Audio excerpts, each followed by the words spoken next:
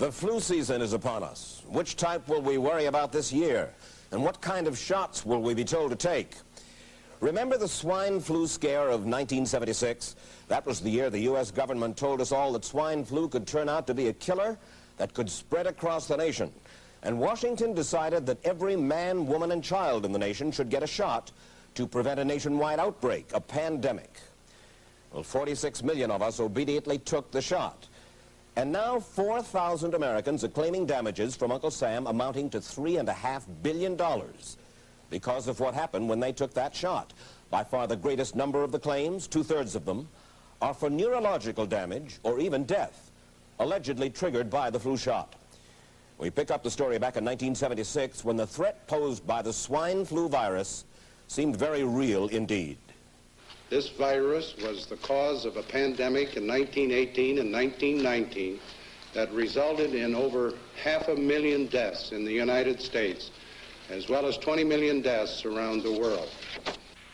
See how easy it is to... Thus, the U.S. government's publicity machine was cranked into action to urge all America to protect itself against the swine flu menace. Influenza is serious business. During major flu epidemics, millions of people are sick and thousands die. Well, this year you can get protection. The vaccines are safe, easy to take, and they can protect you against flu. So roll up your sleeve. Protect yourself.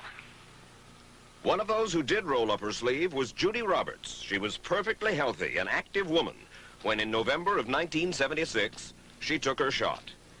2 weeks later, she says, she began to feel a numbness starting up her legs. I joked about it at that time. I said, I'll be numb to the knees by Friday if this keeps up. By the following week, I was totally paralyzed. So completely paralyzed, in fact, that they had to operate on her to enable her to breathe. And for 6 months, Judy Roberts was a quadriplegic. The diagnosis?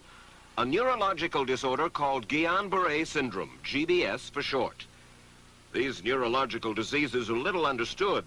They affect people in different ways. As you can see in these home movies taken by a friend, Judy Roberts' paralysis confined her mostly to a wheelchair for over a year. But this disease can even kill. Indeed, there are 300 claims now pending from the families of GBS victims who died, allegedly as a result of the swine flu shot. In other GBS victims, the crippling effects diminish and all but disappear. But for Judy Roberts, progress back to good health has been painful and partial. Now, I noticed that your smile, Judy, is a little bit constricted. Yes, it is. Is it different from what it used to be? Very different. I have a greatly decreased mobility in my lips. And I can't drink through a straw on the right-hand side. I can't blow out birthday candles. I don't whistle anymore, for which my husband is grateful. It may be a little difficult for you to answer this question, but have you recovered as much as you are going to recover? Yes, this is it. So you will now have a legacy of braces on your legs for the rest of your life? Yes, the weakness in my hands will stay and the leg braces will stay. So Judy Roberts and her husband have filed a claim against the U.S. government. They're asking $12 million, though they don't expect to get nearly that much. Judy, why did you take the flu shot? I'd never taken any other flu shots, but I felt like this was going to be a major epidemic. And the only way to prevent a major epidemic of a really deadly variety of flu was for everybody to be immunized. Where did this so-called deadly variety of flu, where did it first hit back in 1976? It began right here at Fort Dix in New Jersey in January of that year when a number of recruits began to complain of respiratory ailments, something like the common cold. An Army doctor here sent samples of their throat cultures to the New Jersey Public Health Lab to find out just what kind of bug was going around here. One of those samples was from a Private David Lewis who had left his sickbed to go on a forced march. Private Lewis had collapsed on that march, and his sergeant had revived him by mouth-to-mouth resuscitation. But the sergeant showed no signs of illness. A few days later, Private Lewis died. If this disease is so potentially fatal that it's going to kill a young, healthy man, a middle-aged school teacher doesn't have a prayer. The New Jersey lab identified most of those soldiers' throat cultures as the normal kind of flu virus going around that year, but they could not make out what kind of virus was in the culture from the dead soldier and from 4 others who were sick. So they sent those cultures to the Federal Center for Disease Control in Atlanta, Georgia for further study. A few days later, they got the verdict: swine flu. But that much publicized outbreak of swine flu at Fort Dix involved only Private Lewis, who died, and those 4 other soldiers who recovered completely without the swine flu shot. If I had known at that time that the boy had been in a sick bed, got up, went out on a forced march, and then collapsed and died, I would never have taken the shot. The rationale for our recommendation was not on the basis of the death of a single individual, but it was on the basis that when we do see a change in the characteristics of the influenza virus, it is a massive public health problem in this country. Dr. David Senser, then head of the CDC, the Center for Disease Control in Atlanta, is now in private industry. He devised the swine flu program, and he pushed it. You began to give flu shots to the American people in October of '76. October 1st. By that time, how many cases of swine flu around the world had been reported? There had been several reported, but none confirmed. There had been cases in Australia that were reported by the press, by the news media. There were cases in... None confirmed. Did you ever uncover any other outbreaks of swine flu anywhere in the world? No. Now, nearly everyone was to receive the shot in a public health facility where a doctor might not be present. Therefore, it was up to the CDC to come up with some kind of official consent form, giving the public all the information it needed about the swine flu shot. This form stated that the swine flu vaccine had been tested. What it didn't say was that after those tests were completed, the scientists developed another vaccine, and that was the one given to most of the 46 million who took the shot. That vaccine was called X53A. Was X53A ever field tested? I can't say. I would have to... It wasn't. I don't know. Well, I would think that you're in charge of the program. I would have to check the records. I haven't looked at this in some time. The information form, the consent form, was also supposed to warn people about any risks of serious complications following the shot. But did it? No, I had never heard of any reactions other than a sore arm, fever, this sort of thing. Judy Roberts' husband, Gene, also took the shot. Yes, I looked at that document. I signed it. Nothing on there said I was going to have a heart attack or I'd get Guillain-Barré, which I never heard of. What if people from the government, from the Center for Disease Control, what if they had indeed known about it? What would be your feeling? They should have told us. Did anyone ever come to you and say, you know something, fellas? There's the possibility of neurological damage if you get into a mass immunization program? No. No one ever did? No.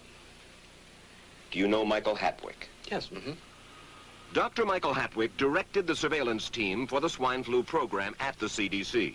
His job was to find out what possible complications could arise from taking the shot and to report his findings to those in charge.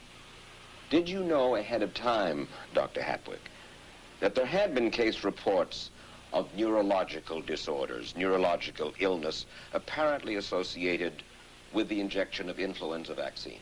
Absolutely. You did? Yes. How'd you know that? By review of the literature. So you told your superiors, the men in charge of the swine flu immunization program, about the possibility of neurological disorders? Absolutely. What would you say if I told you that your superiors say that you never told them about the possibility of neurological complications? That's nonsense. I can't believe that they would say that they did not know that there were neurological illnesses associated with influenza vaccination. That simply is not true. We did know that. I've said that Dr. Hadwick has never told me of his feelings on this subject. Then he's lying. I guess you would have to make that assumption. Then why does this report from your own agency, dated July 1976, list neurological complications as a possibility? I think the consensus of the scientific community was that the evidence relating neurologic disorders to influenza immunization was such that they did not feel that this association was a real one. You didn't feel it was necessary to tell the people that information? I think that over the years we have tried to inform the American people as fully as possible. As part of informing Americans about the swine flu threat, Dr. Sensor's CDC also helped create the advertising to get the public to take the shot. Let me read to you from one of your own agency's memos planning the campaign to urge Americans to take the shot. The swine flu vaccine has been taken by many important persons, he wrote. Example, President Ford, Henry Kissinger, Elton John, Muhammad Ali, Mary Tyler Moore, Rudolph Nureyev, Walter Cronkite, Ralph Nader, Edward Kennedy, etc., etc. True? I'm not familiar with that particular piece of paper, but I do know that at least of that group, President Ford did take the vaccination. Did you talk to these people beforehand to find out if they planned to take the shot? I did not know. Did anybody? I do not know. Did you get permission to use their names in your campaign? I do not know. Mary, did you take a swine flu shot? No, I did not. Did you give them permission to use your name saying that you had or were going to? Absolutely not. Never did. Did you ask your own doctor about taking the swine flu shot? Yes, and at the time he thought it might be a good idea. But I resisted it because I was leery of having the symptoms that sometimes go with that kind of inoculation. So you didn't? No, I didn't. Have you spoken to your doctor since? Yes. And? He's delighted that I didn't take that shot. You're in charge. Somebody's in charge. This is your advertising strategy that I have a copy of here. Who's it signed by? This one is unsigned. But you'll acknowledge that it was your baby, so to speak. It could have been from Department of Health, Education, and Welfare. It could be from CDC. I don't know. I'll be happy to take responsibility for it. It's been 3 years now since you fell ill with GBS, right? Right. Has the federal government, in your estimation, played fair with you about your claim? No, I don't think so. It seems to be dragging on and on and on, and really no end in sight that I can see at this point. With respect to the cases of Guillain-Barré, allegedly... Former Secretary of HEW Joseph Califano, too, was disturbed that there was no end in sight. So a year and a half ago, he promised that Uncle Sam would cut the bureaucratic red tape for victims suffering from GBS and would pay up quickly. We shouldn't hold them to an impossible or too difficult standard of proving that they were hurt. Even if we pay a few people a few $1,000s that might not have deserved it, I think justice requires that we promptly pay those people who do deserve it. Who's making the decision to be so hard-nosed about settling? Well, I assume the Justice Department is. Griffin Bell before he left? Well, the Justice Department agreed to the statement I made. It was cleared word for word with the lawyers in the Justice Department by my HEW lawyers. And that statement said, in effect?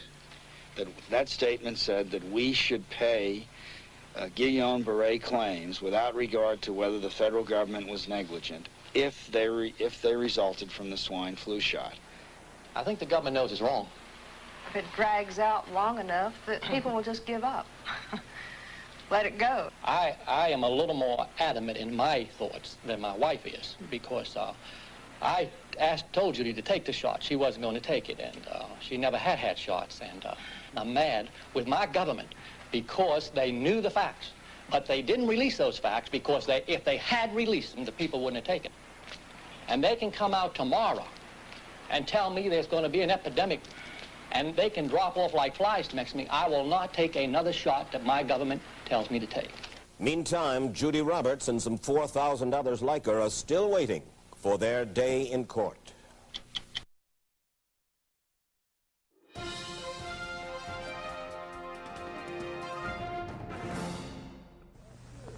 I don't need another flu shot. I had a flu shot last year. A swine flu epidemic may be coming. Swine flu shot? Well, I don't know. I've been thinking about it. It could make you very sick. Swine flu? Man, I'm too fast today to catch me. You'll want to be protected. I'm the healthiest 55-year-old you ever seen. Hey, I play golf every weekend. Get a shot of protection. The swine flu shot. Joe brought it home from the office. He gave it to Betty and one of his kids. and to Betty's mother. But Betty's mother went back to California the next day. On her way to the airport, she gave it to a cab driver, a ticket agent, and one of the charming stewardesses. At school, Joe's kid gave it to some other kids, and Mrs. Merrill got it and gave it to her husband. In California, Betty's mother gave it to her best friend, Dottie. But Dottie had a heart condition and she died.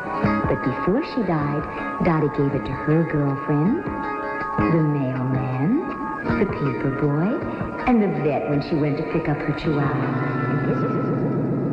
If a swine flu epidemic comes, this is how it could spread. You'll want to be protected, especially if you're elderly or chronically ill. Get a shot of protection, the swine flu shot.